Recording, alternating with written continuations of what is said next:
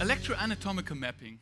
More than 2 decades ago, we all know this, clearly innovated the field of EP. And it changed our daily practice today and, of course, for the future, that's obvious.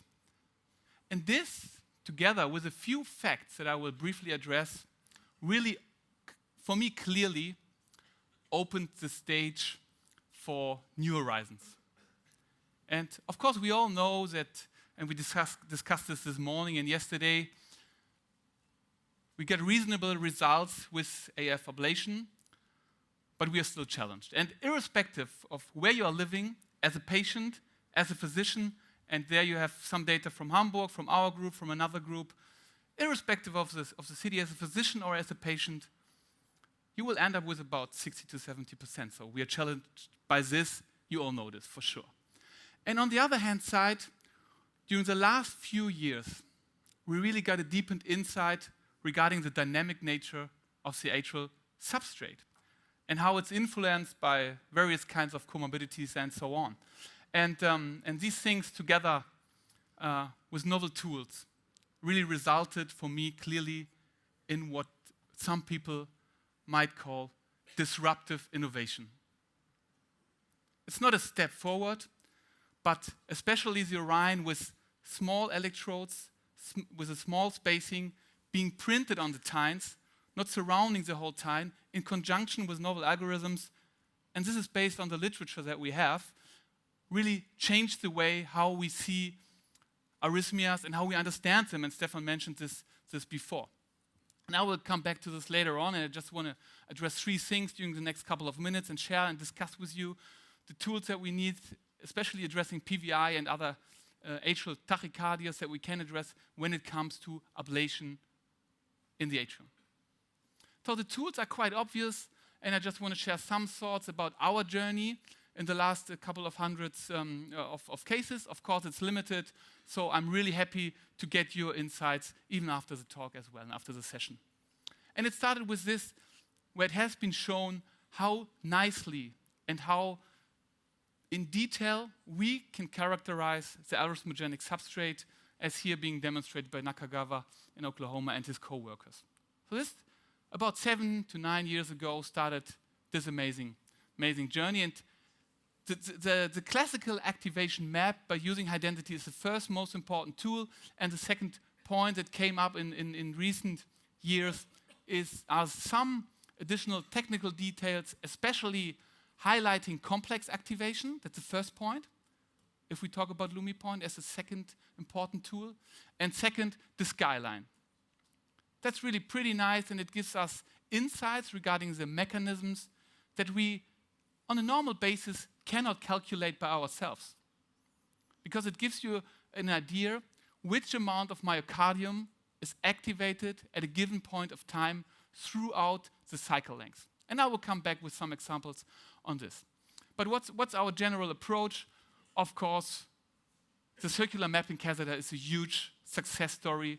That's an important part of daily practice, I think, for all of us, at least most of us. And that's quite obvious. And even in the challenging cases, you might say, and I would fully agree, okay, with a few pacing maneuver, I can make sure what is the far field, is the vein isolated. So that's straightforward. We're doing this since years. End of the story? Let's see. Let's discuss. And there's some initial evidence, and I just summarized a few papers addressing the topic of PVI AF ablation. And the first one was here by Elad Anta on the top left in red. He came up with the observation in a very limited number of patients. Anyhow, he came up with the observation, and his colleagues, that a circular mapping catheter might overestimate PVI. What's your experience with this?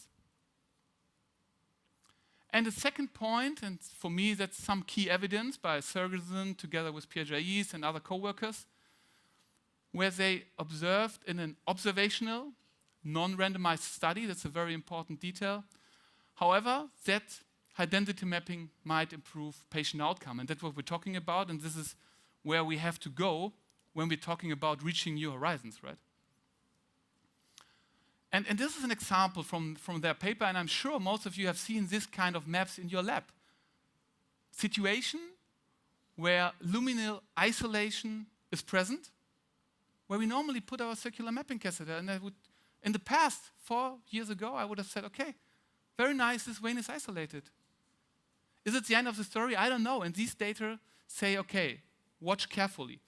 And this definitely changed my approach, how I'm using the circular mapping catheter as well.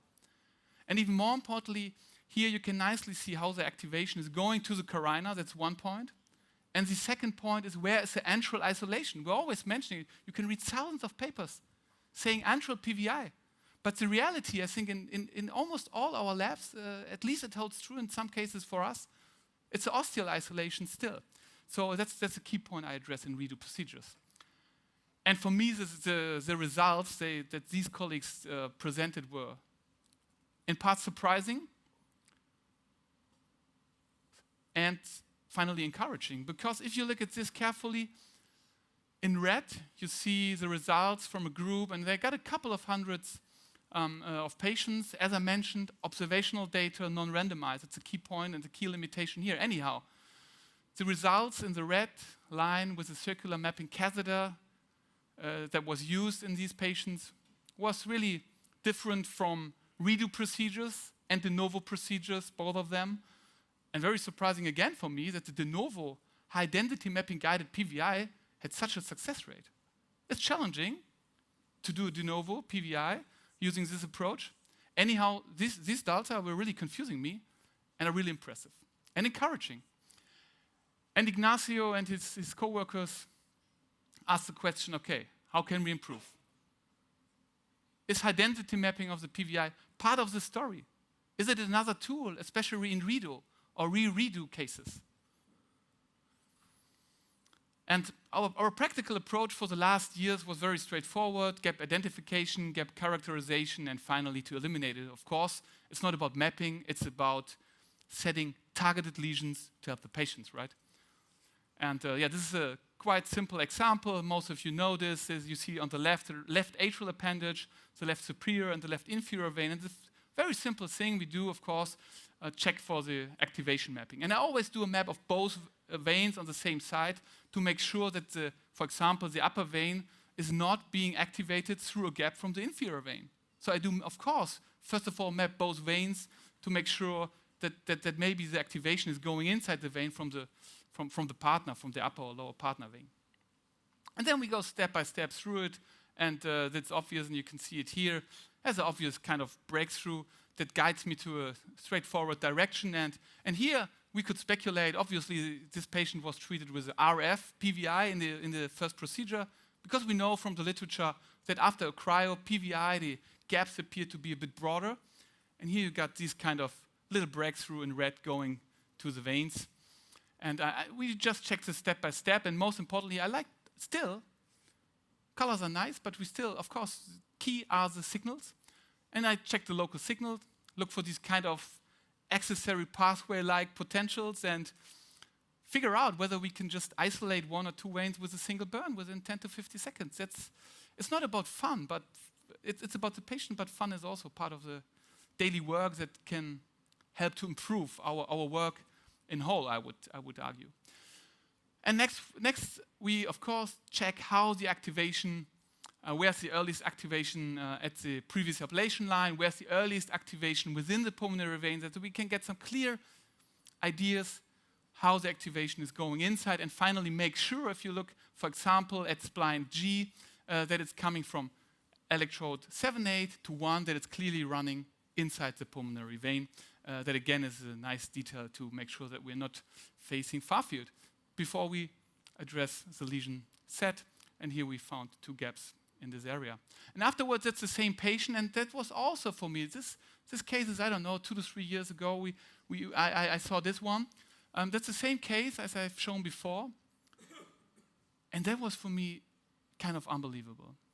Because here, most of you already recognize it's a surface EKG at the top, maybe indicating sinus, but if you go to the CS, more down on the panel, it's obvious. The patient is in sinus rhythm. It's a remap of the left pulmonary veins.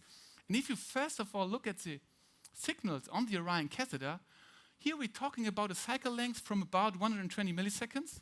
The arrhythmia is obviously not quite stable, but still, we can get some idea, if you now take your attention to the activation map, that there's some kind of re-entry that can be identified even in this kind of arrhythmias. That's a kind of, let's call it proof of principle. We can map arrhythmias that we could not map in the past. And of course, finding the gaps is not only possible, as you all know, during sinus rhythm, but also during tachycardia. There was another patient with a prox to this CS activation where we initially mapped the right atrium. You can see in the left picture on the right side, and more left even, you see the map of the left atrium where the activation came outside the right inferior pulmonary vein. Here I play it again for you so you can nicely see the breakthrough and how clear and obvious it becomes that the right atrium is activated much later. And again, we can learn about mechanisms of the pulmonary vein.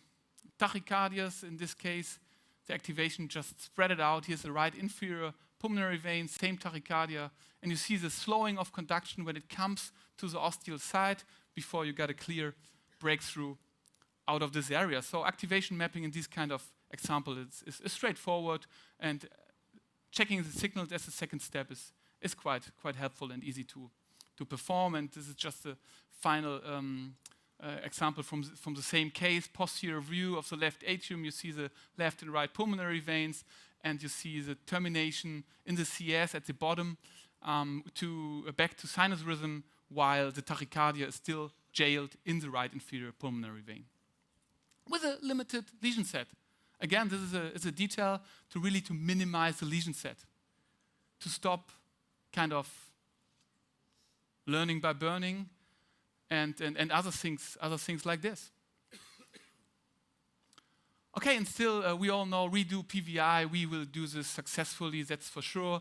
Anyhow, there can be challenging cases, and this is just one example I wanted to share with you. And here from the activation map, I don't know what's your impression, it's a very fast map, more or less fast. I did not map the entire chamber, that's something I changed in the last 1 to 2 years.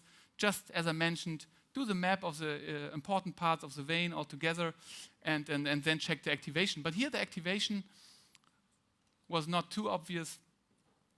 So what else can we do? We can just check the earliest activation on the Orion or on the spiral mapping catheter, of course. But you all know that's not always the solution. And here we got another tool, the activation from the same vein again. And here LumiPoint can be a nice tool that really can support us in some cases.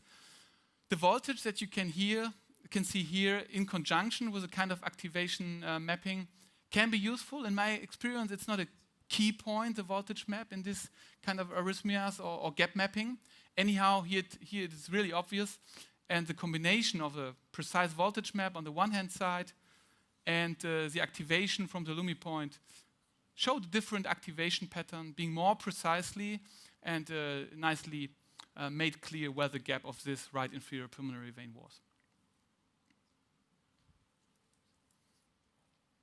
Still, of course, we would check the local signals, bottom left here, and it's nice that you can easily highlight the signals. And of course, if we got a couple of thousands electrograms, still we have to think about them by our own. But it's nice to have something that just guides you to the areas to check. I think that's a key point here. It's just supportive. And this is another example where we use the kind of trend tool. Again, bottom left, in white, you see the local signals. On the right, you see moving the roving probe and how you can nicely check the signals. And the trend tool, bottom left again, nicely shows not only the local signal, but also integrates information from the signals that are surrounding this given electrogram. And so here it's very fast becomes obvious. It's not a single pointed gap, but that here along the previous ablation line, we see the right pulmonary veins at the anterior wall. There were more gaps here closely being together in white, and at some areas widespread at double potentials indicating local block. So it's just a supportive tool. Still, we of course have to make our own decision. If it comes to atrial tachycardias, I mentioned before that now we understand really arrhythmias in a new way. And the mechanisms, how they were simply summarized in the past, really changed with the classical roof-dependent mitral flutter and the CTI. So 3 lines are not the solution for these kinds of arrhythmias, as you all know. And one concept that came up and that I think is really inspiring, again by Takigawa, who's back in Japan now, but who was located those days in Bordeaux, they came up with the concept of addressing the practical isthmus. Not the anatomical one, but the practical one to minimize ablation again. And in the last few minutes, I just want to share some experience that we found in the last years with this. We got about 250 patients with a rather long history of arrhythmia, about 7 years, most of them having about 2 previous ablation procedures, so really patients with severely diseased atria. And we wanted to make sure, okay, how does it help? How does it improve practice? And first thing, as most of you know, it's not always a macro reentry. Localized reentries are much more common than we previously thought. And how to address this by 10 points, by 50 points? Please show me the examples. There are some, of course, but I really love to see all the maps of these kinds of arrhythmias that can be terminated by 1 or 2 burns. So what are the results? First of all, the classical 3 lines are not enough, that's for sure. Here are the localizations of the arrhythmias. I don't go into all the details, but that's what we've found here. Second, high termination rate, acute termination rate, even in a rather large amount of patient, termination rate higher than being 95%, but still we need, in a reasonable number of patients, more than 1 procedure, of course. Also, finally, we end up on drugs with a success rate during midterm follow-up, median of 200 days, about of 90%. And this was during a period with the first generation of the system, local impedance measurements coming up, LumiPoint coming up, and so on. We had a learning curve, of course, as we all had together. And what about the new tools? That's the final thing I want to address here. And here I come back to the skyline, where you can visualize the amount of myocardium that is activated at a given point of time, and most importantly, the narrow, slow conducting channel, where the conduction is slow, running into the channel, there only a limited amount of myocardium will be activated. That's a key concept here. And sometimes, and it might be hopefully part of the solution for the future, to minimize the number of procedures, even in these complex cases, sometimes we saw several isthmi or several valleys. Anyhow, some examples on this. Here a classical activation map, ultra-high density mapping again, 48,000 points, but still, we really took time, mapping time about 37 minutes. Still, the mechanism is not obvious. And we have still these kind of tachycardias, right? So what to do next? Here we use LumiPoint. 2 things are key in this regard. First, check the complex signals. And second, look for the skyline, again here, bottom left. And here are nicely, by activating the LumiPoint, it nicely highlights the more complex signals. And again, bottom left, in the valley, you got a timing where a limited amount of myocardium is activated, indicating to be in the critical isthmus site.